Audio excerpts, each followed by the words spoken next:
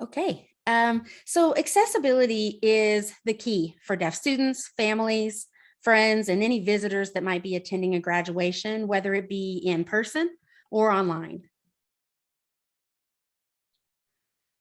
We have noticed that many institutions consider a proactive approach in order to provide interpreters or speech to text services. More and more institutions are providing that speech to text without anyone even submitting a request, and interpreting services as well. Your institution may not be ready to provide those types of services without having a request made.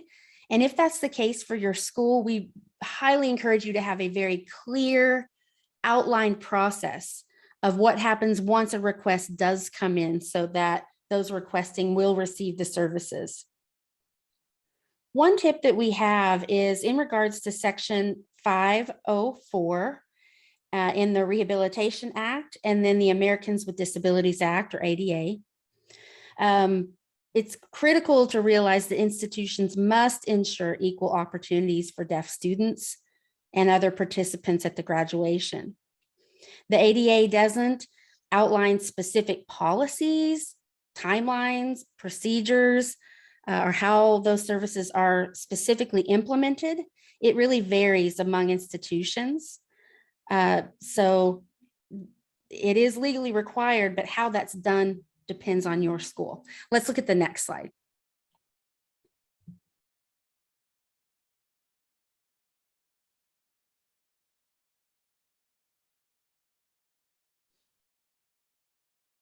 Okay, there are 4 main areas to consider when you begin planning. And that really requires proactive planning. And when I say proactive, I mean well in advance. The first thing we want to look at is a planning committee.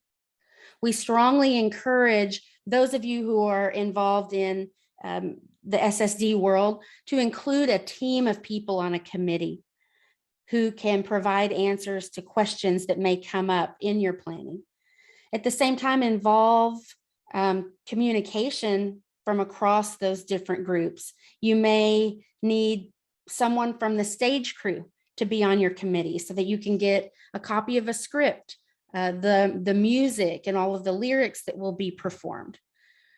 Facilities or construction or building crew member to ensure everything is placed in the right area, whether it be an interpreter or speech to text. You need those people who have input as to how everything is set up physically in that space. Someone from lighting to ensure that there is enough lighting so that those access services can be seen. You also want to consider access, physical access to specific areas. Do interpreters or other service providers need a badge or some type of accreditation to enter the backstage? Communication is so important too. There are different parts of your plan that require a variety of people, and that impacts how well that access plays out at graduation. So we really encourage a planning committee. The next thing we'll talk about is marketing. You know, you want to announce the details of the graduation and let people know what's happening. If your institution automatically provides interpreters and or speech to text services, state that clearly in all of your advertisements so that people know they don't need to submit a request. If you do not automatically provide that, it's important to have instructions on how to submit an accommodations request and make sure those instructions are clear, easy to find, possibly an easy link that would lead the person to a request form or something such as that. You also want to include a point of contact if you are gathering accommodations requests. And that point of contact would then be responsible to pass that request on to the correct person, or it could go directly to the DSS office. In your marketing, also include a timeline. If you're not automatically providing accessibility, include a reasonable timeline for someone to submit a request. And then if someone submits a request under that timeline that you have set, the school still has a legal obligation to do everything in their power to fulfill that request. That's why we always recommend having backup plans in place, even if you don't have a request. And we highly encourage the best practice of automatically providing interpreters and speech to text. You'll have everything in place and you can avoid those last minute scrambles to provide access because you have it in place ahead of time. We also want to make a note in marketing how people make a request and what they should expect after they have created the request. So if there is a form, who will follow up with them? In what amount of time? That should all be a part of your marketing plan to include that if accommodations aren't automatically provided. Okay, the next bullet point here says communication access accommodations. We know that service providers get booked well in advance of event dates.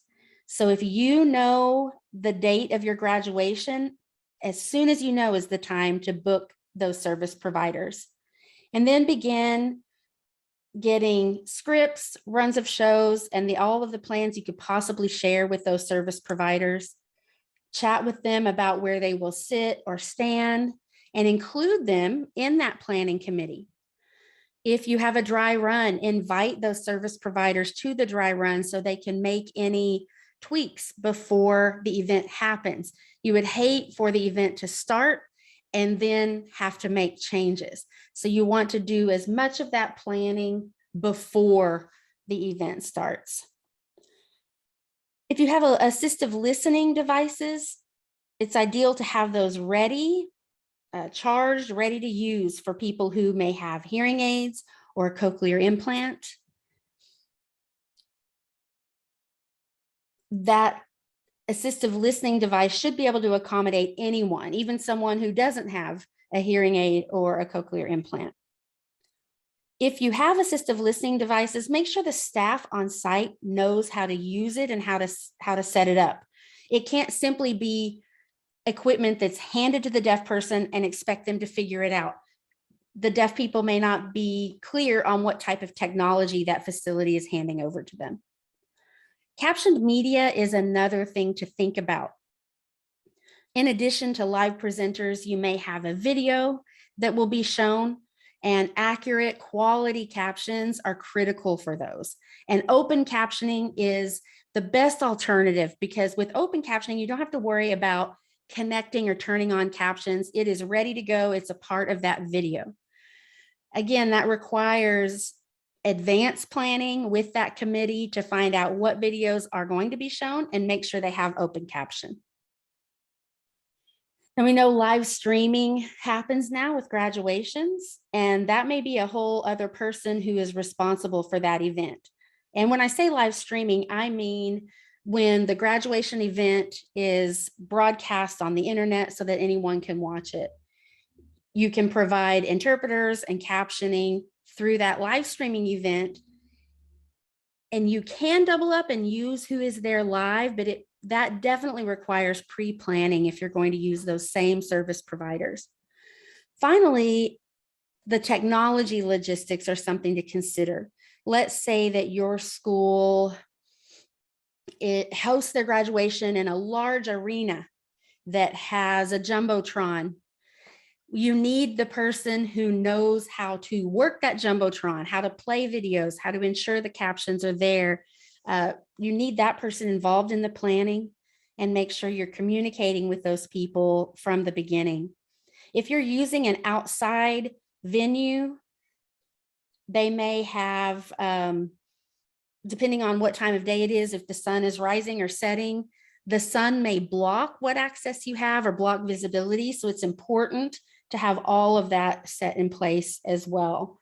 We highly encourage, if you broadcast onto a screen at your venue, to have the interpreter and speaker side by side, about the same size. You can also use a picture-in-picture where there's a large screen and the interpreter is in the picture-in-picture, but you do have to ensure the interpreter is large enough and that the captions don't cover up the interpreter. So those, again, are all important points to pre-plan well ahead of time. So those are the bullet points. Those are the main things we shared during our webinar. And we will be posting the recording of that webinar soon if you want to refer back to it.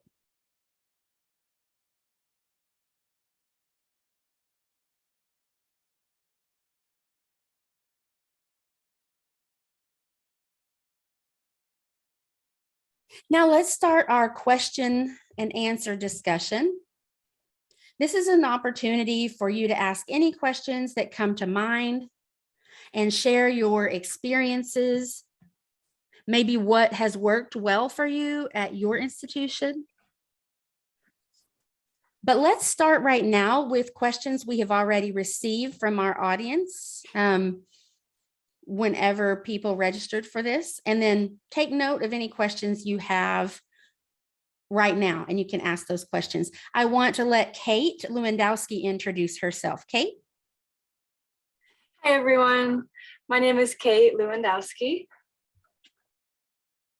My pronouns are she, her, hers. My image description, I'm a white woman with blonde hair below shoulder length. I am wearing a black turtleneck shirt. My background is a bedroom with neutral colors.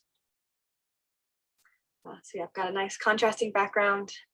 I am part of the help team, and I am ready to address all of your questions for today. Yeah, we got some great questions here. So we're ready to get going. We're happy to be here today. So let's look at the first question.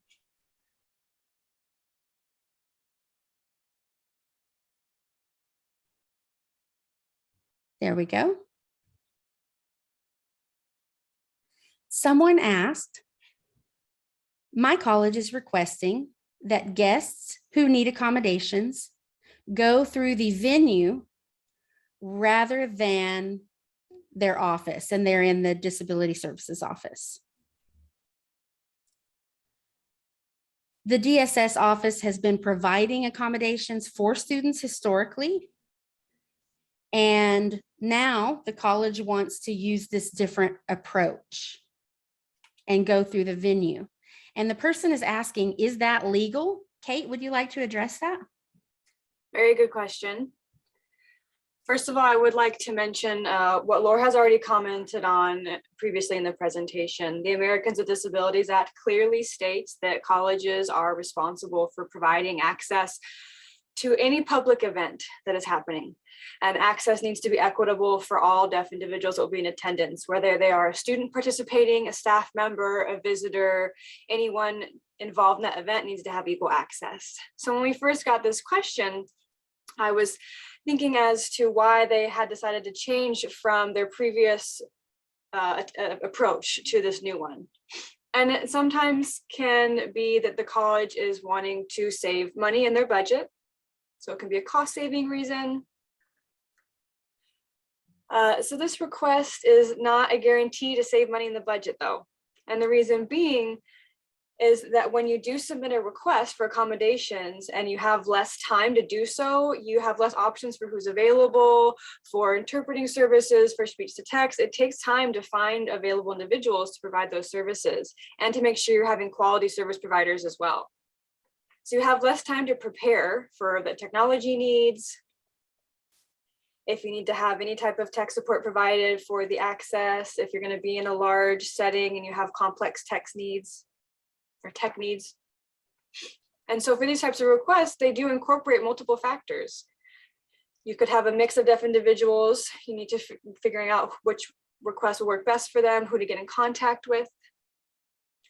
Sometimes if that individual receiving a request is not familiar with those with disabilities or providing accessible accommodations, they're not sure how to then book an interpreter or get those service providers available.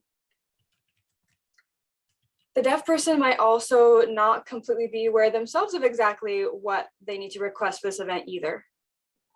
So it can be very common for graduations to provide. You show videos at the graduation.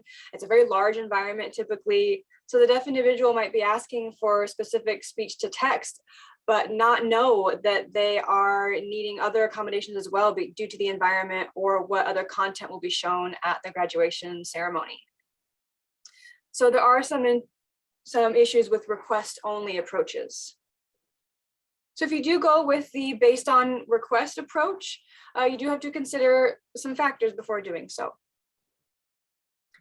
Making sure that your budget is very clearly set beforehand, before commencement, before any requests are submitting, making sure you have that budget set.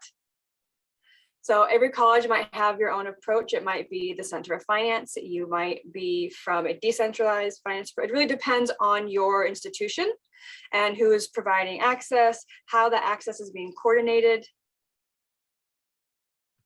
You also need to make sure that when you are setting up a request only approach, that you are aware of how to then go about submitting those requests for service providers, who to get in contact for interpreting services, how to get a captioner set in place, the technology needs that will be needed for the commencement ceremony, any materials that you will need for marketing, to make sure that it's clearly stated who you would need to send a request to, who the contact person is, how to make a request, the timeline for those requests to be made by. So there needs to be clear descriptions on any of the marketing materials about those requests. One last thing I did want to mention as well that would be good to consider is making sure that you're providing captions for all video materials, whether there's a request or not. Captions provide equal access for all individuals, not just deaf folks. Anyone there in the audience will have a better experience with caption videos. Yes, thank you so much, Kate. And my apologies, I forgot to mention, we will go ahead and open up the chat box during this. After a question is answered, we will go ahead and open up the chat box so that you can share your experiences or other approaches you may have taken. So any comment related to the question we're talking about. So I apologize, I didn't do that earlier. I will do that now. Let's look at the next question.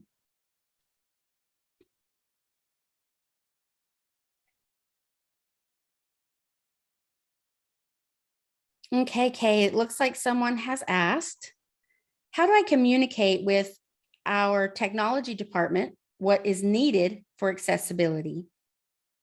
The live streaming, the encoder boxes, everything is over my head. Is there some type of techno script I can give this department to help them know what's needed? That would be wonderful to have a techno script to be able to submit for any situation. But really it varies situation to situation. Every institution is going to be different in terms of equipment you have available and what materials you're able to get access to, whether you're doing video feeds. So really it depends. The key thing is to talk with your commencement committee, the tech department, and be able to figure out what the plan is for providing access.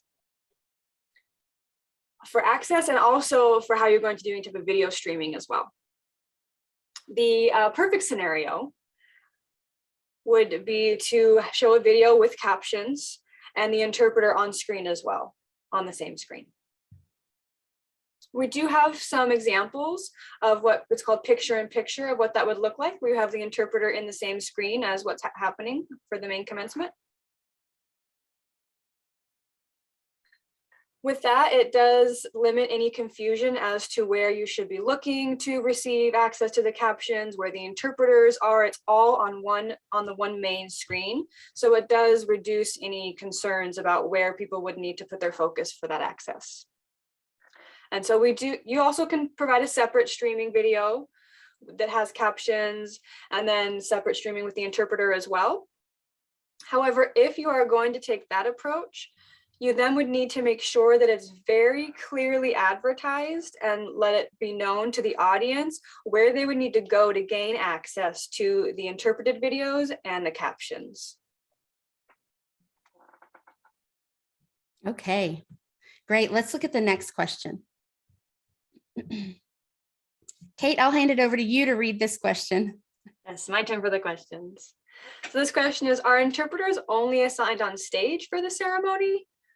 or are they assigned to any students before the ceremony even begins? This is a great question.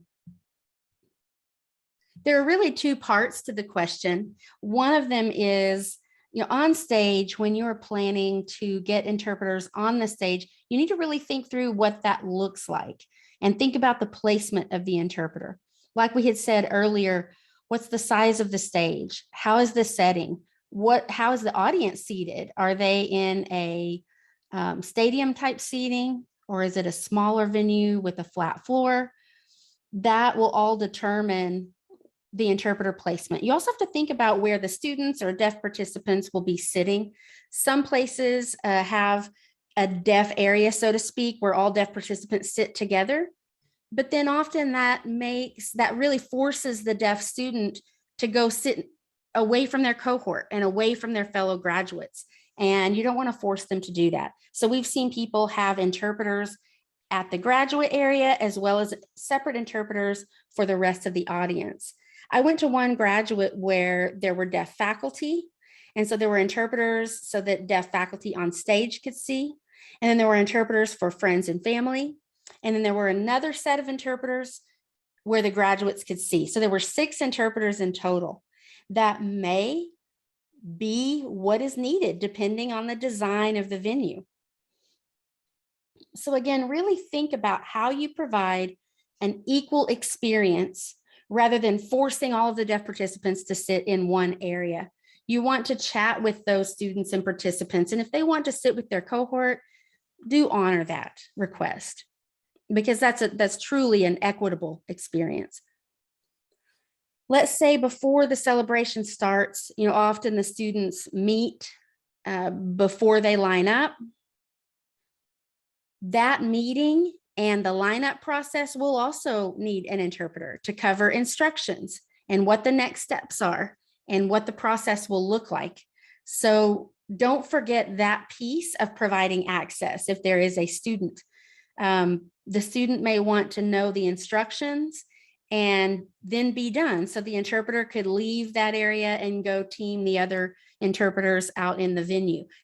Regardless of how you end up planning it, that pre-planning is so important. And it always depends on the specific logistics of your programming, the venue, how and when things start, who sits where, what types of screens are available. Those are all things you have to keep in mind when you're planning. I think that covered everything. I'm going to check to see if I forgot anything else. What do you think, Kate? Yeah, I think we're good there. Let's move on to the next question.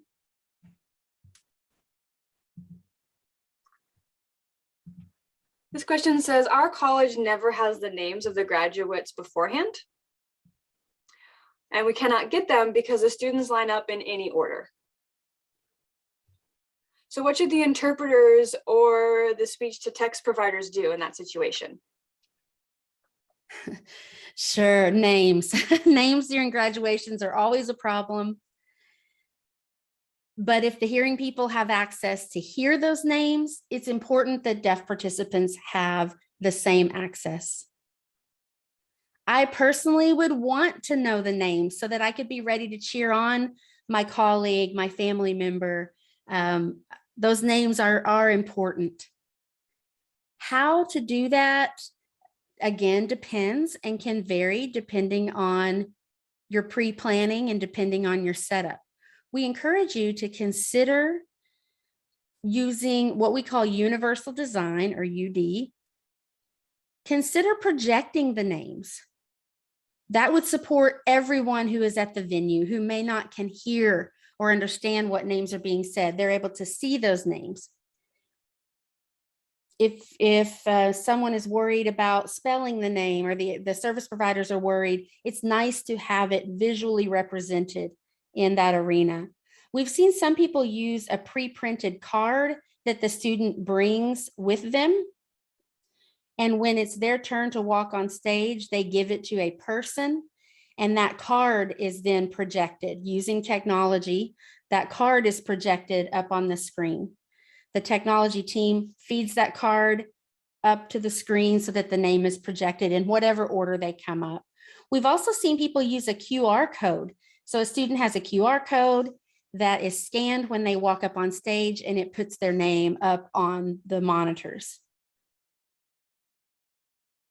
If an entire program will be up at the same time, it's nice to have that program listed along with the names of all of those students. So maybe if you already have that, the names of the students can be highlighted as they walk through. Again, this solution requires pre-planning. It requires teamwork from that committee we encouraged you to put together. For captioning, if the names are displayed up on the screen, then I would say at that point, you would not have to rely on an interpretation from the interpreter or from a CART provider to retype those names or fingerspell them because they're already displayed. I'm unsure of other strategies that are out there. I know colleges use different techniques, but even when service providers spell them, we want to spell them correctly. We want these students to be recognized. But often when they're just spoken in English, we miss that opportunity. Even if the service providers are capturing it, they may not know the correct spelling.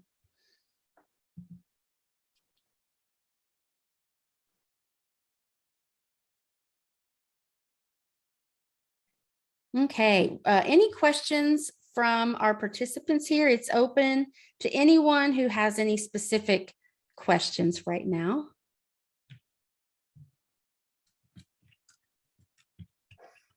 You know, someone had asked for an outside commencement that's outdoors. What type of assistive listening devices should be used? Well,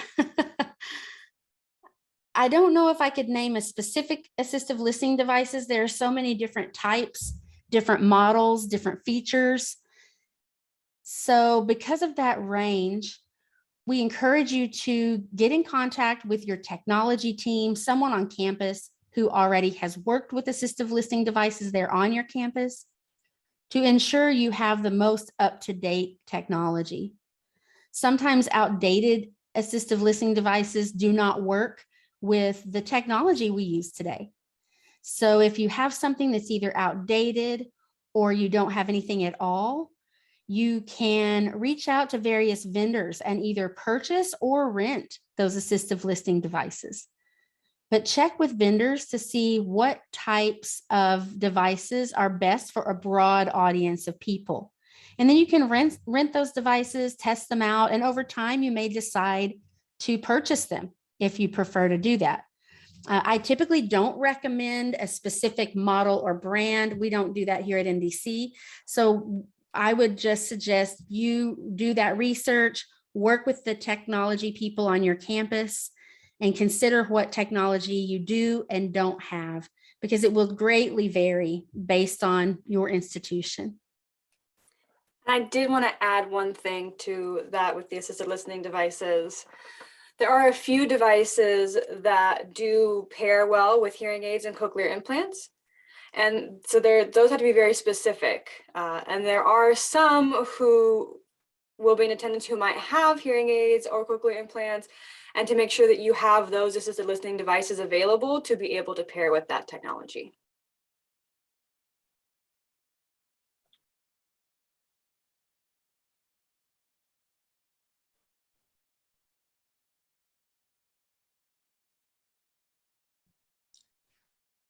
Okay, one thought that just came to mind in regards to getting service providers in place, especially if you're in a more rural area or you are unable to find interpreters in time, you can explore VRI, what we call video remote interpreters, or VRI, and remote speech to text providers as well.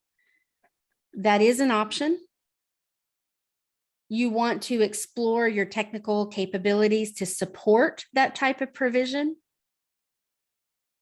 But sometimes if you have a large screen or monitor with an interpreter and captions, people never know whether those service providers are on site or remote, as long as the technology is working well. So you have some flexibility to do that if you have a large screen at your venue and you're able to project someone coming in remotely.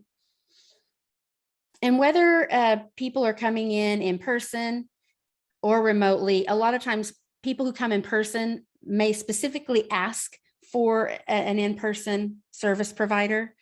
We've seen some institutions provide both in-person and remote.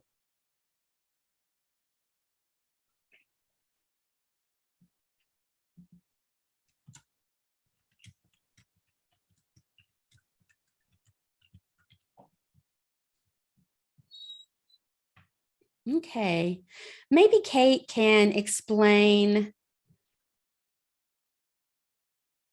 that instance where the Jumbotron was in the middle of the venue. And if someone has a similar setup, what solutions could be in place? There are multiple options. You can provide captioning access through a mobile phone, so through your mobile device. So there's an app that you would be able to put on your phone to have captioning access. You can also work with the students to figure out other places for them to sit. Some students prefer to be in the front. So if that is the case, then you could have a separate screen in the front with captions or a video feed that's coming in that area. So there are different solutions and options available for captioning access. It doesn't need to only be on the Jumbotron. You can have, in addition to that, have the mobile device app. You can have a separate screen with the video streaming available as well. Right, absolutely.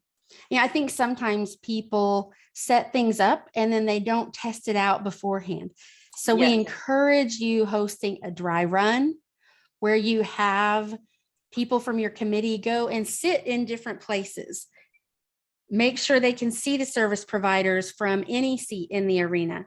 And if there is a pole or some other type of obstruction, to take that into consideration. There are some things that can block people's view. One example is when the seating is set and the interpreter is there, maybe you test it out and everything looks great. But when the event happens, the graduates stand up and are standing up right in front of where the interpreter is, blocking their view. So you want to ensure when you think about your whole event that there's clear visibility. I wanted to add to that as well, that when you are having your commencement planning meetings, that you have a debrief after that as well too. And even after the event itself, you have a debrief to figure out what worked for this event, what could use improvement for next year's commencement ceremony. So just little bits that you can keep in mind for the next year as well. So that debrief after the event is really important. I am wondering if those who have joined the session, what your plans are for your commencement ceremonies. Will you be having in-person commencements? Will yours be solely remote? Will you have a hybrid approach? So I am wondering what your commencement ceremonies are going to look like for those in attendance today.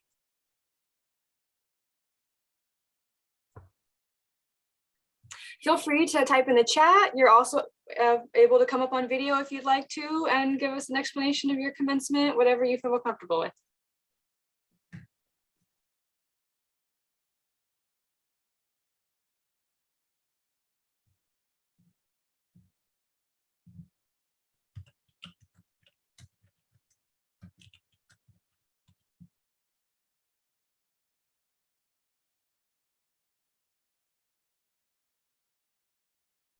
I see one person typed in the chat that this will be their first in-person commencement ceremony since the beginning of COVID. Wow, congratulations.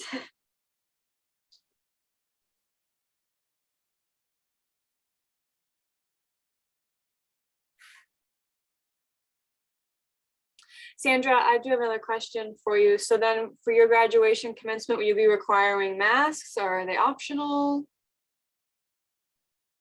That's a good question.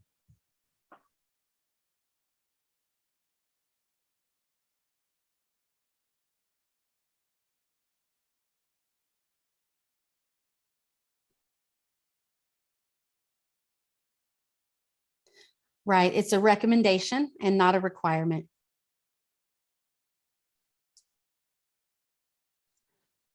Now, that is something else to consider to ensure the students, family, or friends will access the accommodations, especially sign language interpreters, if there are masks being required.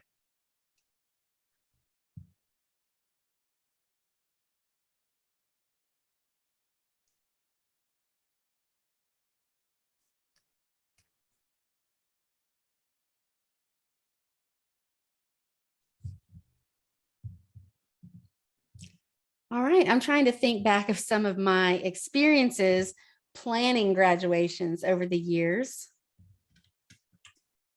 Went through strange weather. We've had heavy rains right before an outdoor graduation, and we had to postpone it by half an hour and wipe down all of the seats and rearrange some things to make sure that our service providers, especially with their technology equipment, with our cart providers, we did not want their technology to be messed up with the water. So issues come up. It's important to imagine those possible issues and have backup plans. What if an interpreter gets sick the day of? Do you have a backup plan to bring in a replacement? There's just so much to consider. Yes, flexibility is key. One thing I remember from my experience is with the music. Sometimes people don't realize that there's actually music happening, and the captions might not be projected for the lyrics. And that is an important part of the experience, and be able to participate in that, to know the lyrics of the music as well. So to have those shown on the Jumbotron or wherever you're showing your captions. Yes, the guest speakers, especially if it's a high profile politician that's coming to speak, there will be added security. And sometimes they don't want the interpreter to get near that politician if things weren't done ahead of time to ensure the interpreter was credentialed and badged so that they could be in the right area. So make sure that all of that is in place beforehand. And another reason that we advocate for setting up a planning committee so that you can be ready and foresee all of these possible scenarios. And credentials are very important for those service providers so that they can get where they need to be. And there have always been just interesting things that come up during these events. One thing that just came to mind for me as well is I had several graduation there were several different graduation sessions for different departments before the actual commencement ceremony. Each department or college had their own little mini graduation. So then figuring out, as an institution, do you provide service providers for each of those events based on the specific department or what they are doing? Are you going to have it be request based or just provide access to all of them? So those are other questions to consider for even the pre-commencement events. Yeah, it's a good consideration. If you provide accommodations automatically for one particular school and not for another, if you base another based on requests, it really all is dependent on your institution, the capacity of available service providers, and the importance of planning ahead. Some cities are able to get those service providers closer to the last minute, but not a lot of places can. And that is why we do have policies and procedures that are important to set up prior with your budgeting as well, to make sure that you are ready for any event and you have it already well established beforehand. Yeah, and it's so common. The common question we get at the help desk is, who pays for these services? And those conversations need to be happening well beforehand. Yes. And it varies. Some institutions are structured where they split the cost between the college itself and the venue, or different departments among the college. But the money is coming from the school. So it's something to keep in mind and realize that it is the school at large. It's their responsibility. And if there's any questions or concerns as to what a best approach to take, please always feel free to reach out to us with any individual questions or concerns. You're also welcome to join. We do have an email blast that we send out. So we do some general Q&A there. for any situation that might come up. So please always feel free to reach out to us.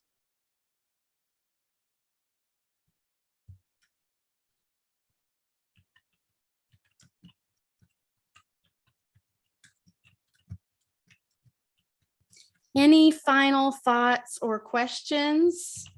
Just let us know now. Go ahead and share them if you have any final questions for us.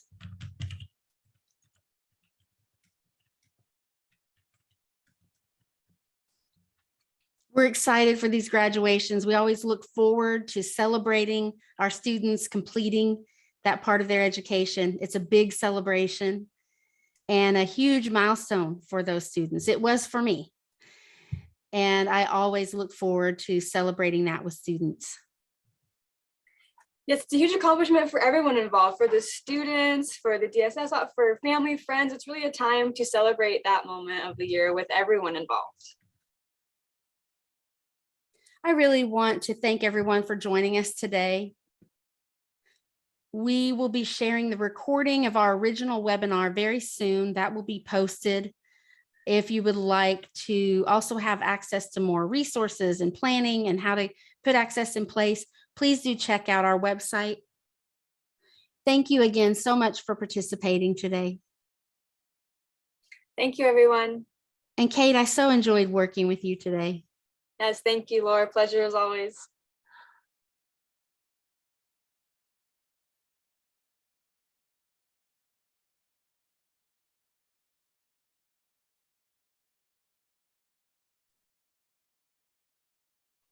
Bye, everyone. Bye, everyone. Have a good afternoon.